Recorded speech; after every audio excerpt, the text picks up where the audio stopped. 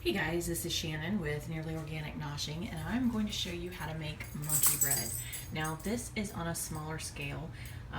It is just for the two of us. You can make this huge. You can use a big Bundt pan or something like that to make this, but this is a little small. You can see how big this is. That's my hand. It'll span the top of it. So this is a small, like little mini Bundt pan, and I'm only using 1 can of biscuits.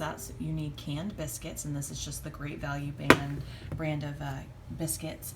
And I'll probably use maybe 3/4 of a stick of butter, probably around half a cup of sugar, and then cinnamon. But your seasonings, your sugar and cinnamon is completely to taste. You can add in crushed pecans if you want also, but I'm just going to do this on a small scale and show you how we do it so that every piece is completely coated and it comes out perfect every time. So let me get my measuring cups and a cutting board and I'll show you what I'm doing. Okay, so I've already turned my pan on and I am going to put about 3/4 of this stick of butter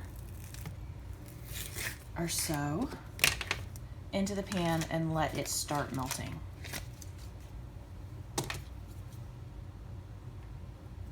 And this is frozen, so it's pretty hard right now still. All right, let that start melting. And then I'll go ahead and I'm gonna put 1/2 of a cup of sugar in there. So I'm just gonna go ahead and scoop 1/4 and let it sit here while I'm waiting for this butter to melt down. And while that is doing that, I'm gonna go ahead and open these and cut them into pieces. This is super fast, super easy.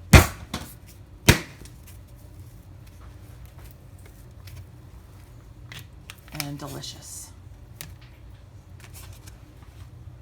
Okay, while the butter is still melting away, I'm going to take my knife and I'm just going to cut each biscuit into quarters. And you'll end up with little pieces like this. Okay?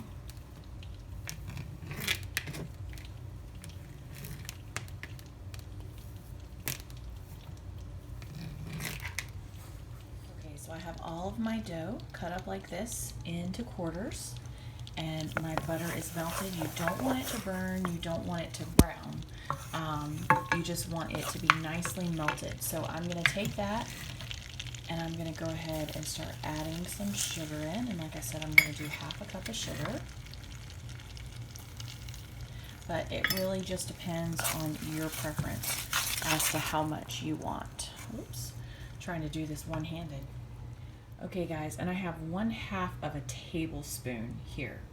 And I am just going to dump that in, but like I said, it's entirely your preference. And I'm just gonna keep stirring this until all the sugar is as dissolved as it's gonna get, and the cinnamon is incorporated in just for a minute or two. Like I said, you just don't want it to burn. Okay, so everything is melted and all mixed together in here, and I have my little pan here. A lot of recipes online, they'll tell you to take your biscuits, cut them up, and put them into a bag with cinnamon and sugar, then put them into a pan and pour your butter over it, which is good, it works, but not every piece gets fully covered and gets all just has that ooey gooey butter over every inch of it.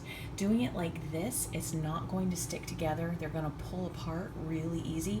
It takes just a few minutes longer, but it's definitely worth it in the end. So what we're going to do is we're going to just take a couple pieces at a time, drop them in, and we're going to coat each one individually so they're not all stuck together. So you put them in like this and now coat them. And then move those off to the side and add more and just do a couple at a time until you have them completely covered in the butter and cinnamon and sugar. Alright guys, so now you have your dough completely covered. Every piece is covered and they've started to kind of cook and swell because they're in the warm butter mixture. So now we're just going to take it, dump it into our Bundt pan and bake it at 350. And I can't give you an exact time because it depends on how many you do. With this, just this one can is probably going to be about 15 minutes or so, but you just have to watch them. 20. Chris says 20. So I say 15, he says 20, but you're just going to have to watch them and reach in and kind of push on them, and you want to make sure they're cooked all the way through.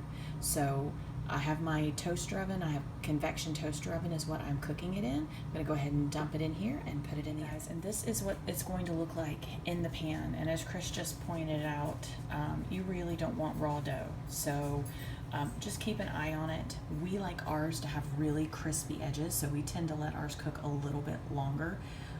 So it's probably going to be a minimum of 20, and then we'll just check and see how they are. But I'm going to go ahead and pop these in the oven, and I'll show you what they look like when they come out. Okay guys, you can see the butter is still bubbling along the edges in here, and it's best to flip it out when it's still warm. So what we like to do is just take a plate and put it on here, and then just take it and flip it.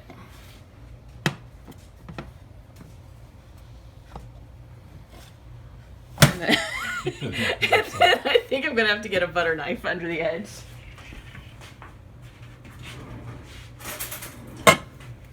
really hot. All right. There we go in all its ooey gooey glory. And then go ahead and take your pan and fill it up with water so you don't have messy cleanup. Okay guys, so let this sit for a minimum of like 5 minutes before you start trying to dig into it, because you will singe your mouth. That melted sugar will just burn the living daylights out of you. So let some of it drip off. The edges will get all crispy and a little crunchy if you cook it long enough, and it is delicious just to pull apart. Some people like to serve it like with vanilla ice cream or something, which is really, really good. But I think we're just probably gonna have a little bit of coffee tonight with this, or maybe some eggnog. Sounds really good. All right, we're just gonna let this cool off, and then we're gonna dig in. Hope you enjoyed the video, and tell me in the comment section below if there's anything you'd like to add to yours or do it any different. Have a great night.